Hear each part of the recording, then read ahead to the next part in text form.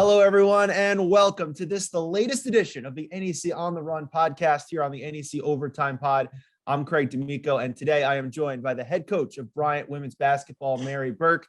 This interview is going to kind of be like your local classic rock station. We're going to bring in the hits from the 70s, 80s, the 90s today. A lot of road to cover with Mary and her journey in basketball. Mary, thank you so much for joining us here today. Oh, thanks so much, Craig, for having me. I greatly appreciate it. And then now, Mary, the question I always like to start with in these interviews is always the same. How did you fall in love with the game of basketball? How, when, where, why, how? Because a lot of times there's a great story behind it.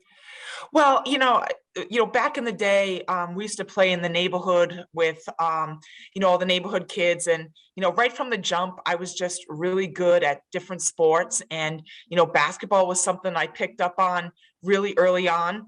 But really the story behind it all was I got rejected as a cheerleader. And so I tried out for like the junior high team. And right from the beginning, I was just really good at it. So it was kind of the flip side of the rejection of not having the ability to be a cheerleader. I think it kind of worked out though. Yeah, great situation.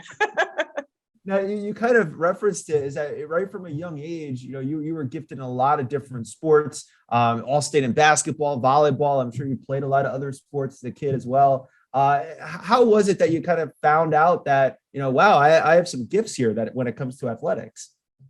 Well, again, I think it was just, really natural for me. So when I entered junior high and really started playing somewhat organized basketball. Back then, there was no AAU and organized at a really young age. So it really started for me in the junior high level and really started to excel. And I guess, I really thought and my parents, felt like this is something that we could really kind of, continue to explore and see where it took me. Now, what did you enjoy most? Your time playing volleyball? Because I know in a lot of players, especially today, they play high school volleyball, and those skills kind of translate onto the basketball court. So, what did you enjoy most about volleyball, and how do you see those volleyball skills translate into the game of basketball? Well, the interesting story is that honestly, I was a better volleyball player than basketball. But back in the day, the money and the scholarships were in basketball. Sure. So my high school coach for basketball was also the volleyball coach. And Tollgate High School volleyball had a big tradition of success, meaning winning championships every year.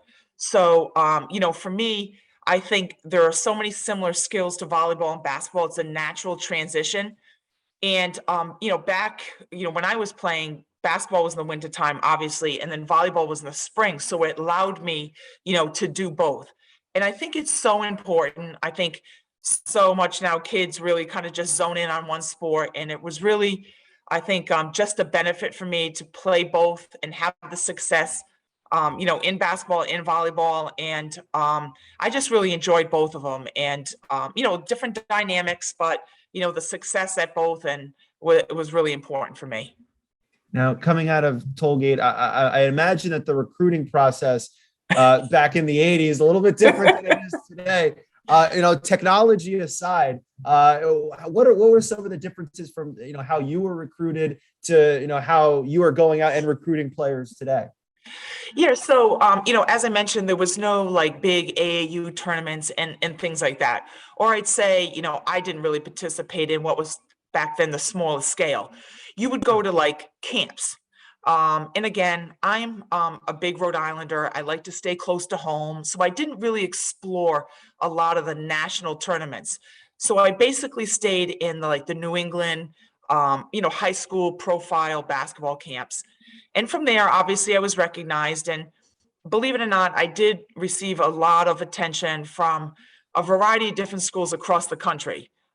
In my basement, I have a big suitcase full of all the letters, Wow. really like from over 300 different schools, of schools that were interested.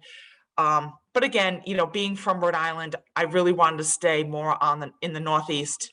And so then I had opportunities, obviously, to go to Providence. And that led you to Providence, winter of 1986. Challenger disaster just happened. Dionne Warwick's That's What Friends Are For was #1 on the charts, and Providence was making their run to the Big East Championship. You a member of that team, NCAA tournament appearance. What do you remember most about that team and that run, that winter, that magical winter of '86? It was a great team. And, our associate head coach, Britt King, was also one of my teammates. And we were pretty dynamic. Doris Burke, who's, obviously, famous for being on ESPN and being an analyst. She was our point guard. So we were a little bit more up tempo before it became accustomed to be up tempo. So she'd run the show. Coach King was, a great rebounder. I guess you'd kind of label me a little bit of a scorer. So we had a lot of different dynamics, and I'd like to say a little bit of a team before its time. So, having that success at Providence and, just the way Providence does things at the highest level was just such a great experience for me. And what does it mean to, because even till this day, you're still up there on like some of the all-time scoring charts and in the record book. So your time at Providence, when you think back on it, do you look back on it with that those kind of fond memories even all these years later? Well, it went by so fast. Sure. And so now, we've had the opportunity to go to Providence, play a few times, and, just to know that in my 4 years, I could leave a mark and have success.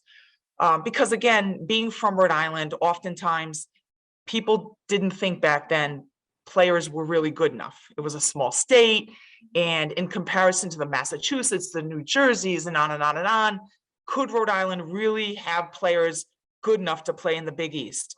So, honestly, I was really happy to kind of prove a lot of people wrong, and to be able to leave my mark and, have the opportunity to still be in the record books means a lot.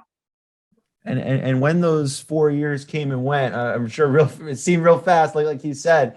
What was the decision into transitioning to kind of be an assistant coach and go into coaching? I'm sure that there were many opportunities out there. What led you into coaching, and what eventually led you to Bryant?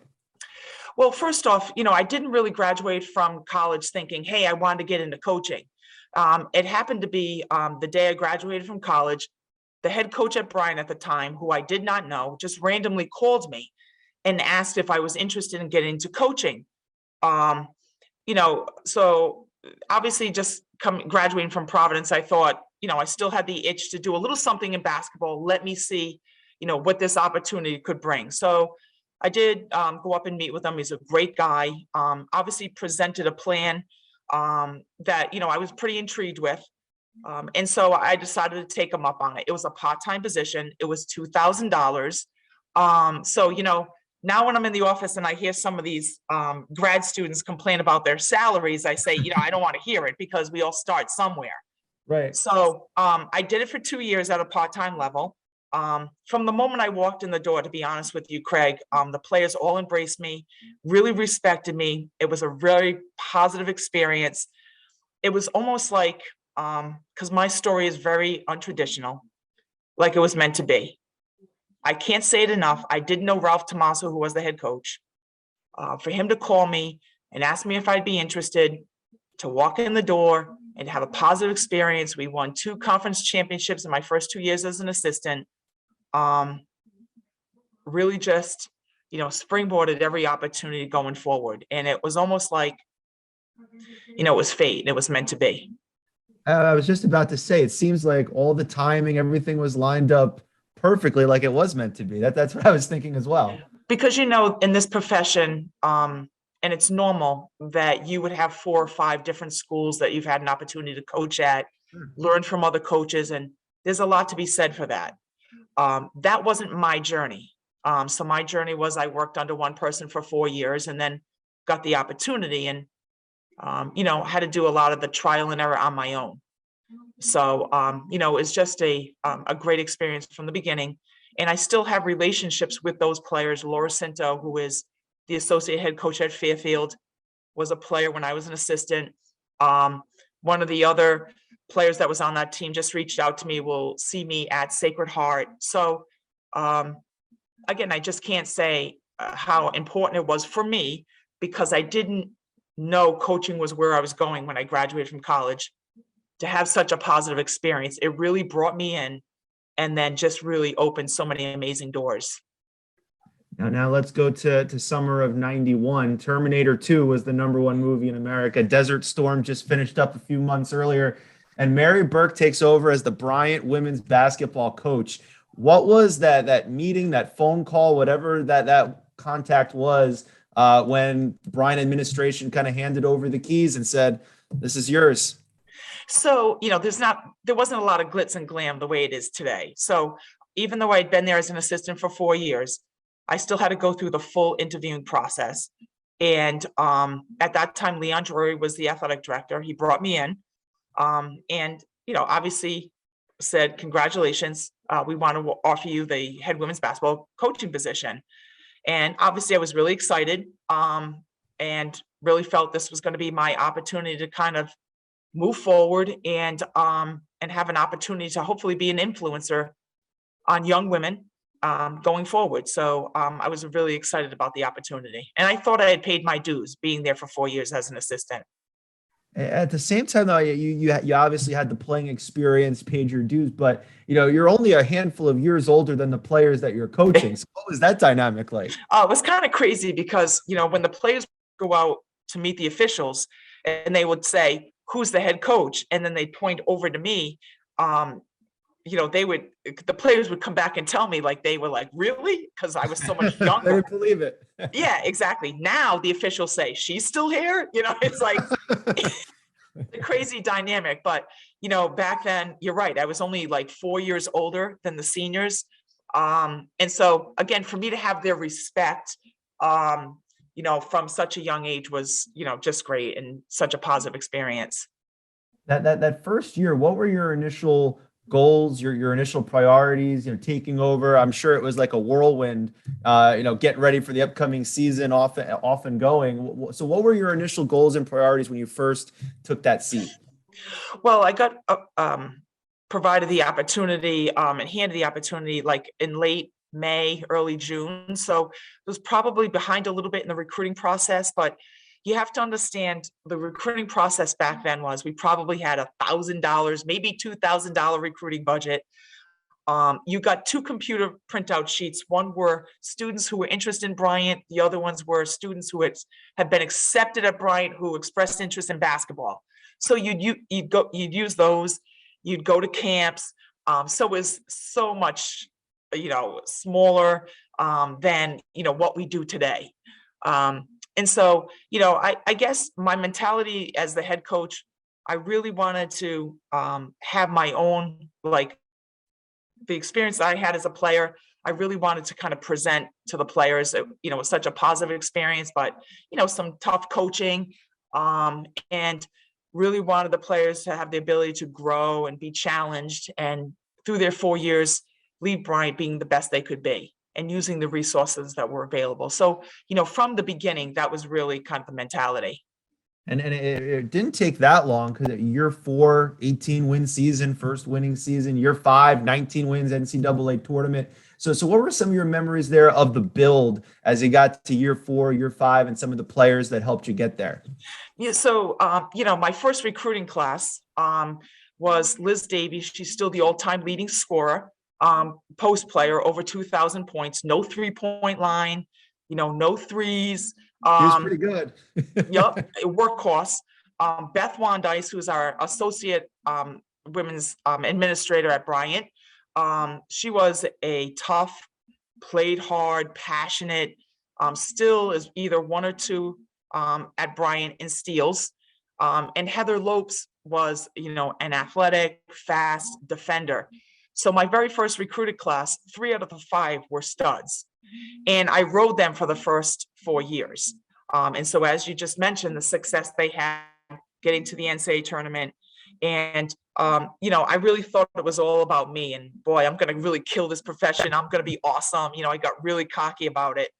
And then as it goes, you always get humbled because it is always about players. But those 3 right out of the gate really set the mentality of what I expected.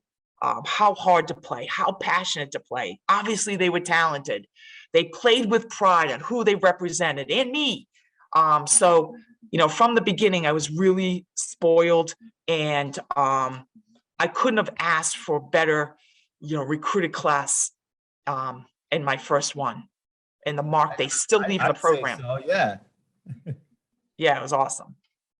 And they really set the foundation for as you said, kind of where you are today and the type of program that you have today at Bryant. And in 2004, the team reached incredible heights: 22 wins, program record, Sweet 16.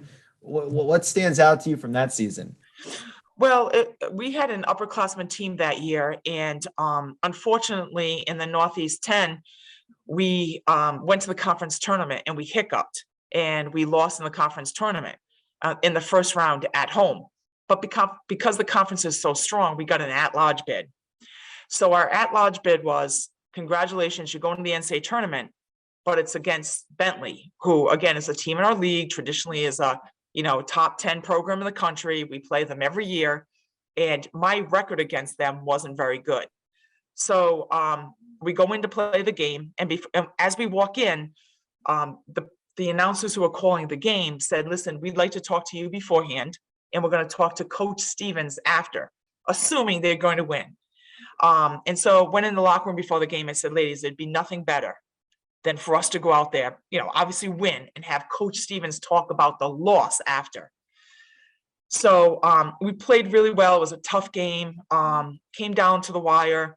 Ended up winning by 5. Go in the locker room, obviously really happy. Get on the bus, go back to the hotel, and as we pull up, Bentley's bus is in front of us, and I happened to look in the hotel, and they were checking out. And it was probably one of the bigger moments in my career, because I realized for the first time, we put them there.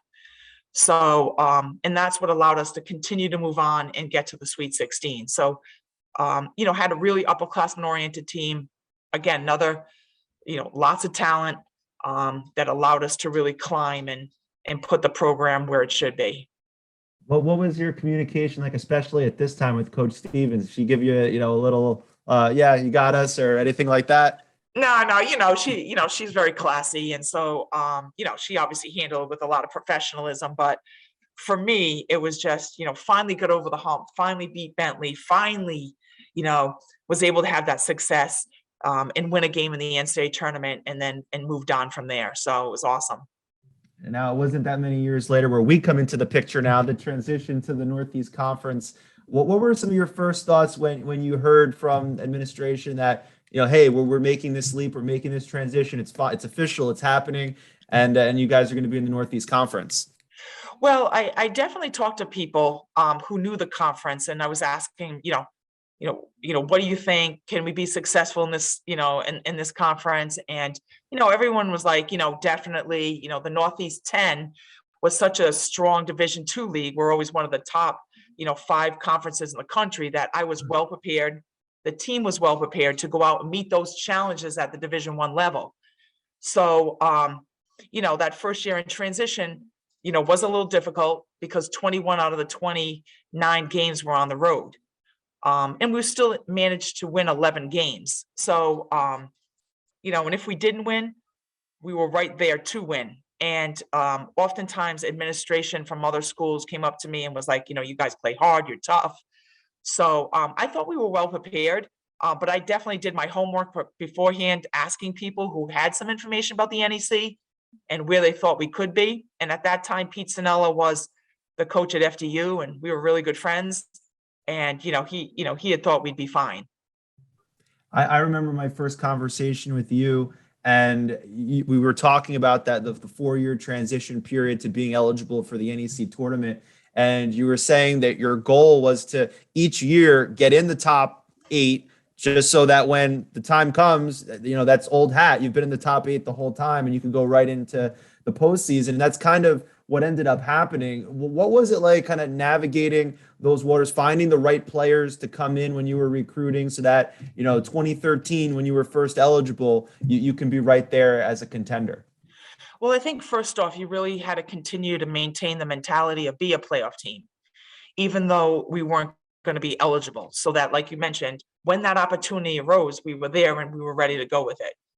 In the recruiting front, there were some hard times, because There were players who then realized, oh, you're not going to be eligible to go to playoffs. They wanted no part of that. So you had to recruit players who just wanted to be a part of something special. Very rarely in your career are you going to be a part of a foundation of a Division I program and really have the ability to leave your mark. So we really sold that. And again, just, brought in those right kids who had that right mentality of really continuing to kind of push the program forward, so that when, our time was ready to compete, we'd be right there.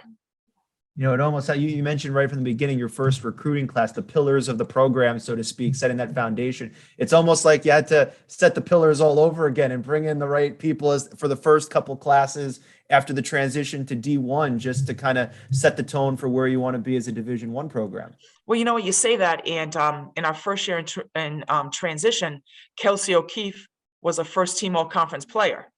So it kind of showed right there that the level at which we were training at, meaning the Northeast 10, that these players were really ready to come in and could compete and be one of the top 5 players in the league.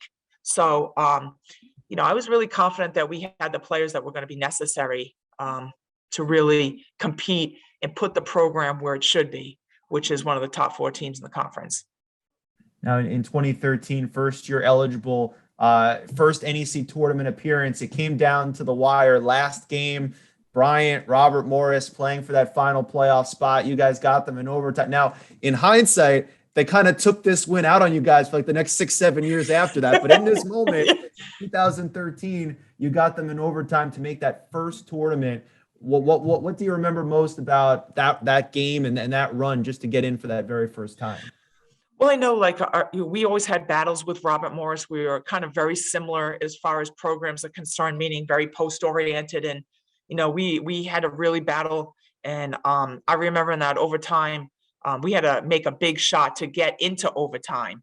So, Robert Morris has always been a staple and an elite team in the conference. So when we had the ability to beat them, I really think it just gave us confidence so that we could move forward and be ready, to compete at what would be the playoff mentality. So it was a big step forward for the program for us. And you met Bryant and Robert Morris, one of the big rivalries in the conference for many, many years. And obviously that was just the beginning for Bryant. Regular season championship just a couple years after that. NEC championship game a couple years after that. So a lot of opportunities there during this time period. Do you ever look back at some of those moments and, man, I wish we did something different, or if only this went our way? Any kind of second thoughts like that? Well, you know what, Craig, I do that on every game, to be honest with you. Win or loss, I'm always, hey, if I did this, you're watching film and why is she still in, or why didn't you run this, or why didn't you do this? So there's always a lot of that goes on. But again, I've been really proud of the history of the program and the players that have been a part of it and the pridefulness that they've played with. And, it's allowed me to get to this point and have the longevity in my career. I think we all know that in coaching, you got to have players, and not just because they were successful players, but it was also about how they've done it and excelling not only on the court, but also in the classroom, which was really important at Bryant.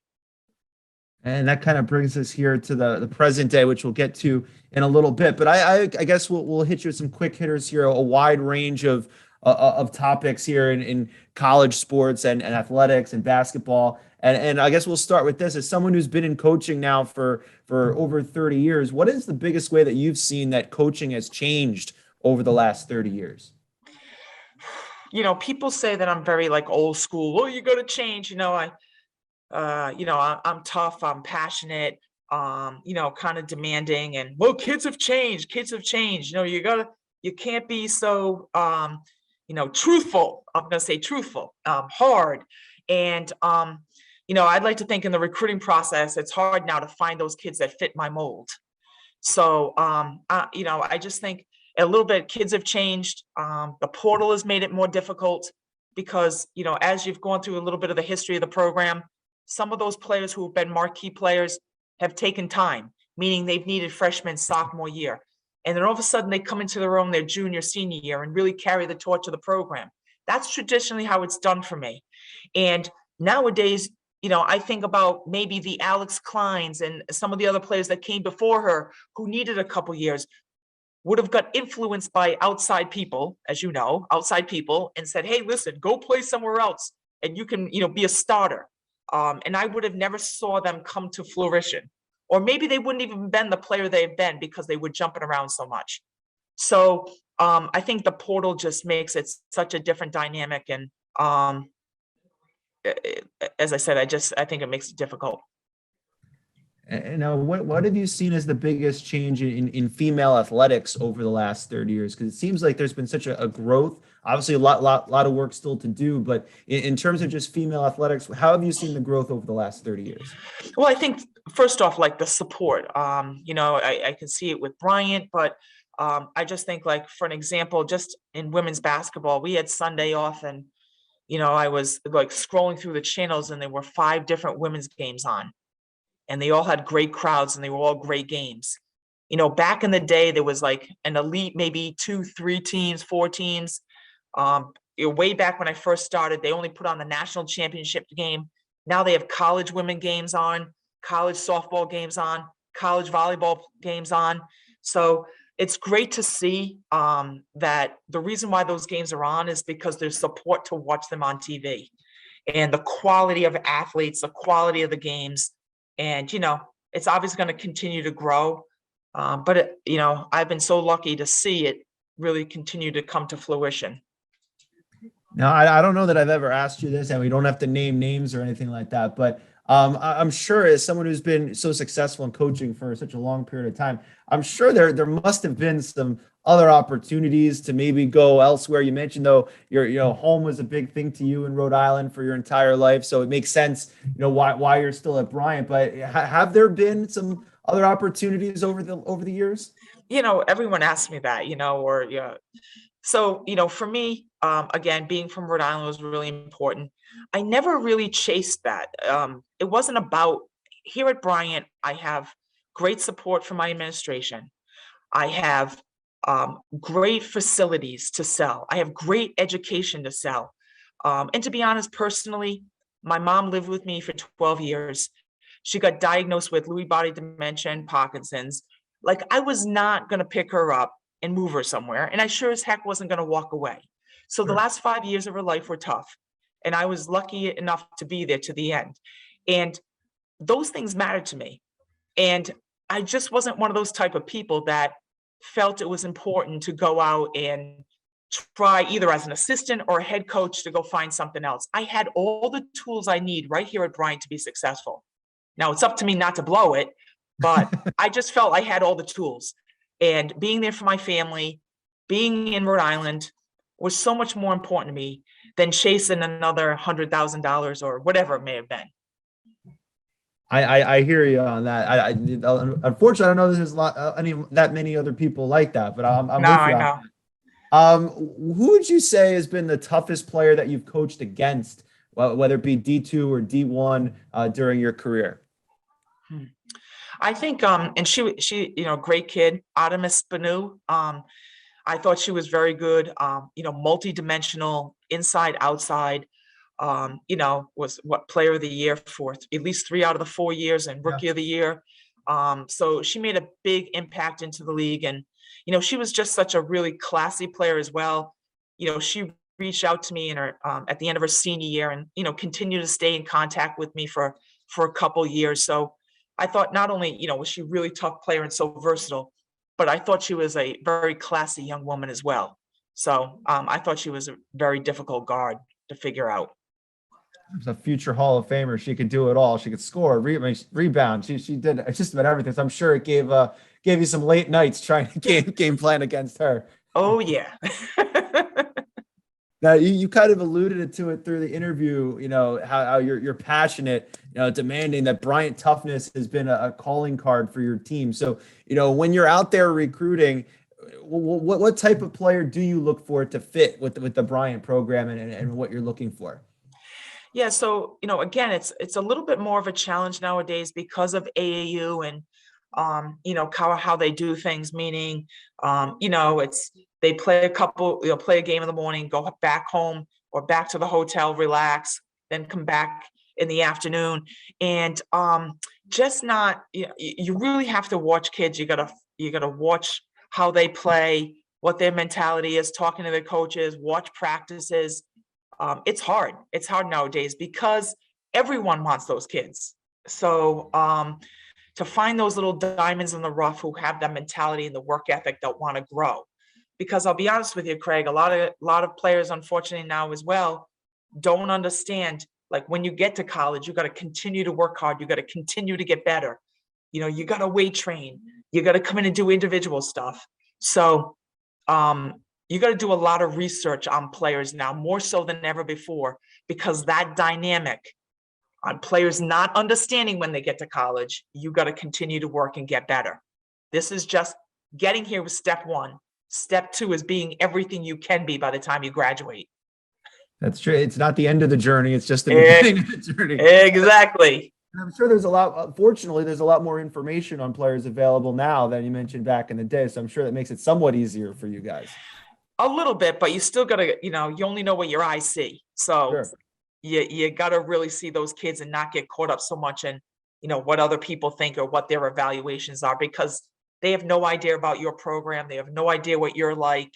So that may not be accurate for you. Now, shifting gears a little bit, as someone who's been a lifelong Rhode Islander, if I was coming for a weekend, a nice vacation up to Rhode Island, what are the hot spots? What are the 2 or 3 places that I need to see, that I need to hit? Well, I would say like Newport's very nice. I like Block Island as well. I think those are like two big areas. So if you're into just dining, I think Federal Hill is also, a place. So it's a small little state, but I think we have a little bit of everything. Now, every year that the NEC tournament has been an 8-team field, Bryant has been in it since they've been eligible in 2013. So now shifting to the present day team, season already underway, conference play right around the corner. What do you like best about the group that you have here this year, and what can we expect to see from them coming up? Yeah, I think we've played thus far a pretty challenging non-conference schedule. We're still growing. We're making some mistakes. And so we're really using this time to kind of expose all the things we need to work on so that we are ready for the NEC. Right now, we have a little bit of a gap during exams, which that's a top priority. But the other priority is to come in here and work on some of the things we need to address to get better. So, I'll take kind of the struggles that we've had in the non-conference if it makes us ready and prepared for the NEC. And, the NEC is extremely competitive. And, we need to be ready and playing our best basketball as we go forward after Christmas. And then we look forward to seeing you guys on the court. I'll be seeing you guys for one of your TV games coming up here this season. So we're really excited about it. Coach, we covered over 30 years in 30 minutes here. I would say that's pretty efficient. Thanks so much, Craig. Coach, thank you so much for joining us, and best of luck this season to you and the Bulldogs. All right, great. And look forward to seeing you in a few weeks. Absolutely. That's Mary Burke, the head coach of Bryant women's basketball. And this has been the NEC on the Run podcast here on the NEC Overtime.